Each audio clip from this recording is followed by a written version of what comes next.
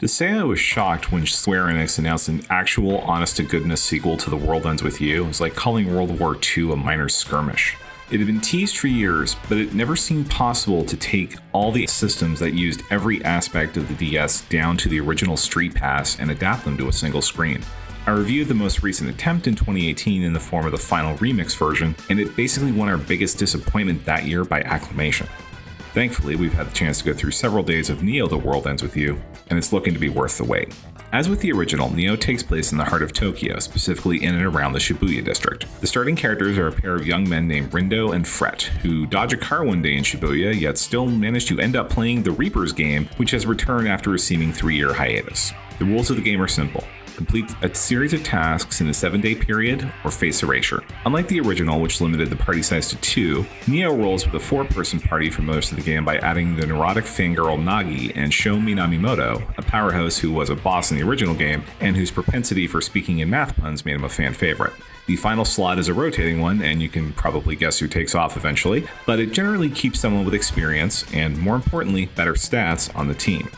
Since only the last place teams are raced at the end of the week, it seemingly sets up a 4-act structure, but most of the promised 50 hours of main story is likely tied up in the final 4 days of a week, so I wouldn't be shocked if it all ended after week 3. Due to the multi-platform release of Neo, the rub your stomach and pat your head battle system of the 2008 DS title was going to be off the table. Instead, this battle system puts the entire party on the battlefield at once, and the pins that control attacks are assigned to a combination of the shoulder, X, and Y buttons. By default, pins cannot be assigned to the same button, but an ability can be unlocked to override this later on. Each pin has a certain number of uses represented by an action bar, and when the bar is drained, there's a few seconds of cooldown before it can be used again. Certain attacks when used pop up a drop the beat sign, and attacking successfully when that is active adds an amount to a groove meter. Filling the meter to a round percentage unlocks a super move, controlled by the A button, that deals massive damage. Since B is used on an optional quick rise ability, using a combo of the shoulder buttons and X-Y made for some pretty unusual finger dances, especially since I couldn't get a pack together that I liked just using the shoulder buttons. I could see a scenario where a fight stick is used for the battles here because it almost felt like combo dialing in Tekken at times. The RPG quality of life is in full effect here. Forced battles are the exception, and the player controls their level grinding to an absurd extent. In addition to unlockable easy and hard modes, the encounters with noise can be either ignored entirely or chained for additional drops in experience, if you can survive it. A new feature allows you to even lower your experience level to increase difficulty and reward quality. I might be level 20 right now, but what if I said I wanted to do this fight at level 15? Even easy difficulty is no cakewalk though. The noise might be easy, but there's more fight against other players than the original ever had, and the players are way more durable. At one point, I had to grind to get almost, but not quite to, a level up because I was forced into 3 player fights in a row, and the only way I could heal and do enough damage to win was to trigger a level increase midway through the second fight and get the health refill. It's also really easy to fall behind in stats. The only thing increased at a level up is HP, and the other stats, attack, defense, and style, which affects armor abilities, are gained by eating in an unintentional nod to River City Ransom. It can be difficult to create an interesting world when you're basically confined to about 15 square kilometers, but there's enough variety in Shibuya that each part of the city has its own standout spots. Some classic techniques for affecting the world outside the Reaper's game are present, such as imprinting words onto people in the environment, but 3 party members have unique ways to affect the environment. Fret can unscramble hidden images to remind people of something, Rindo can travel back in time every couple of days, and Nagi can dive into the minds of others to trigger a series of challenge fights that also affect their emotions. Of the 3, Fret's is the most finicky. The directions on screen seem to suggest you should rotate the sticks, but it's actually a matter of holding them in a particular direction until the image forms. This took way too long to figure out in the portion covered by the demo.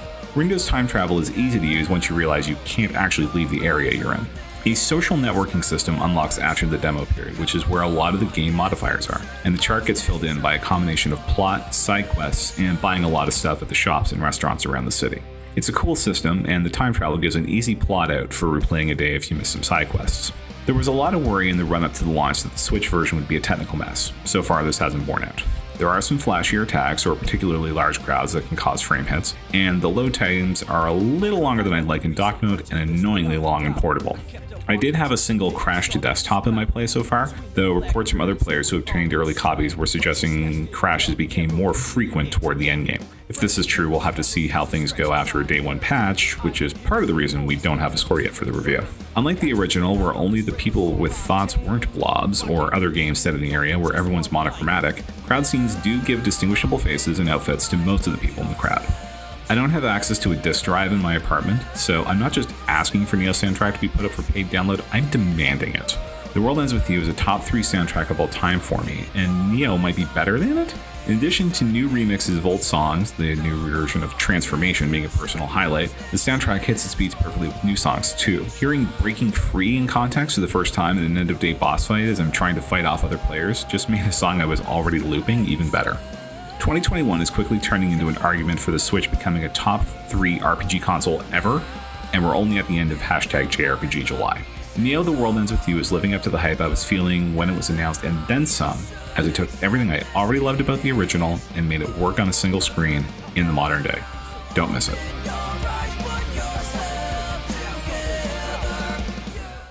This video was made possible by our generous supporters on Patreon. Did you know that Nintendo World Report is funded directly by fans like you?